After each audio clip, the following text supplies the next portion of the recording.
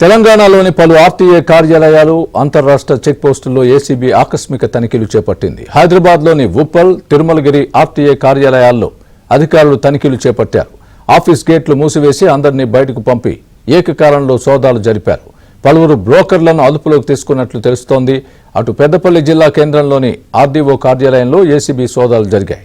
ఇక్కడ కూడా బయట వారిని లోపలికి, లోపల ఉన్న వారిని బయటకు వెళ్లకుండా తాళాలు వేసి సోదాలు చేపట్టారు. ఇద్దరు డ్రైవర్లు, ఏజెంట్లను అదుపులోకి తీసుకుని వారి నుంచి ఫోన్లను స్వాధీనం చేసుకున్నారు.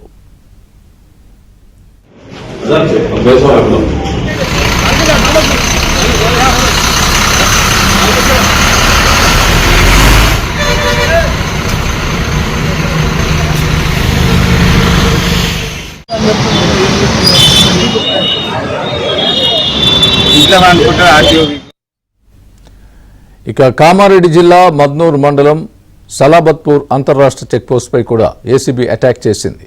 ఇక్కడ ఇద్దరు బయట వ్యక్తులు డ్యూటీలో ఉన్నట్లు గుర్తించిన అధికారులు వారిని అదుపులోకి తీసుకుని విచారిస్తున్నారు. తనిఖీల్లో భాగంగా 91,000 నగదును స్వాధీనం చేసుకున్నారు.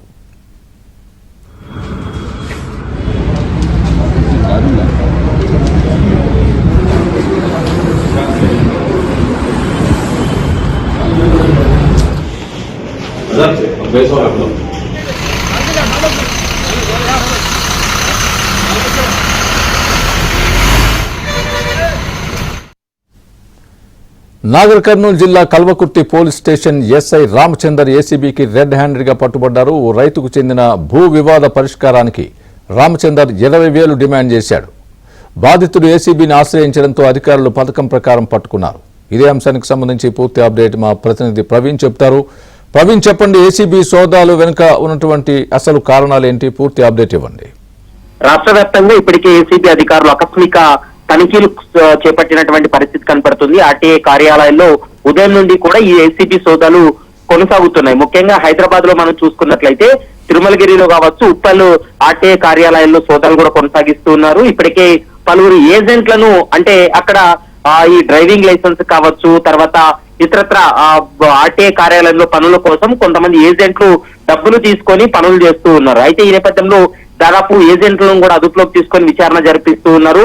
ముఖ్యంగా ఆర్టీఏ అధికారులు, లోపల ఉన్నటువంటి అధికారులు బయట ఏజెంట్లతోటి కుమ్మక్కై అవినీతికి పాల్పడుతున్నారనేటువంటి అభియోగాలతోటే ఇప్పటికే ఏకకాలంలో సోదాలు కొనసాగిస్తున్నారు. కేవలం తిరుమలగిరి ఆర్టీఐ కార్యాలయంలోనే దాదాపు 20 మంది ఏజెంట్లను అదుపులోకి తీసుకొని ప్రశ్నిస్తున్నారు. ముఖ్యంగా వారి దగ్గర నుండి నగదు కావచ్చు, పలు వాహనాల ధృవీకరణ పత్రాలు, సెల్ ఫోన్లు, ఇతర డాక్యుమెంట్లు కూడా స్వాధీనం చేసుకున్నటువంటి పరిస్థితి కూడా కనపడుతుంది.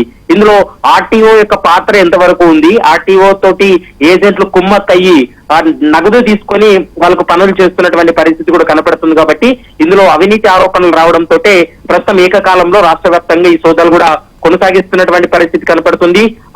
ముఖ్యంగా డ్రైవింగ్ లైసెన్స్ కు సంబంధించి కూడా మేము పని చేసి పెడతామని చెప్పి ₹1,000 డబ్బులు తీసుకొని ఈ విధంగా అవినీతికి పాల్పడుతున్నారు. కాబట్టి గతంలో చాలా సందర్భాల్లో ఏసీబీకి వచ్చినటువంటి కంప్లైంట్లను ఆధారంగా చేసుకొని ప్రస్తుతం సోదాలు కొనసాగిస్తున్నారు. ఉప్పల్ ఆర్టీఐ కార్యాలయంలో కూడా ప్రస్తుతం రంగారెడ్డి జిల్లా ఏసీబీ డీఎస్పీ ఆనంద్ కుమార్ ఆధ్వర్యంలో ఈ సోదాలు కూడా కొనసాగుతున్నాయి. ఉప్పల్లో కూడా 7 మంది ఏజెంట్లను అదుపులోకి తీసుకొని కూడా విచారిస్తున్నారు. వారిపైన గతంలో కూడా ఆరోపణలు ఉన్నాయి, గతంలో ఫిర్యాదులు ఉన్నాయి. వాటిని ఆధారంగా చేసుకుని దర్యాప్తు కూడా కొనసాగిస్తున్నటువంటి పరిస్థితి అయితే కనపడుతుంది. స్వామి. Right Praveen, thanks for the update.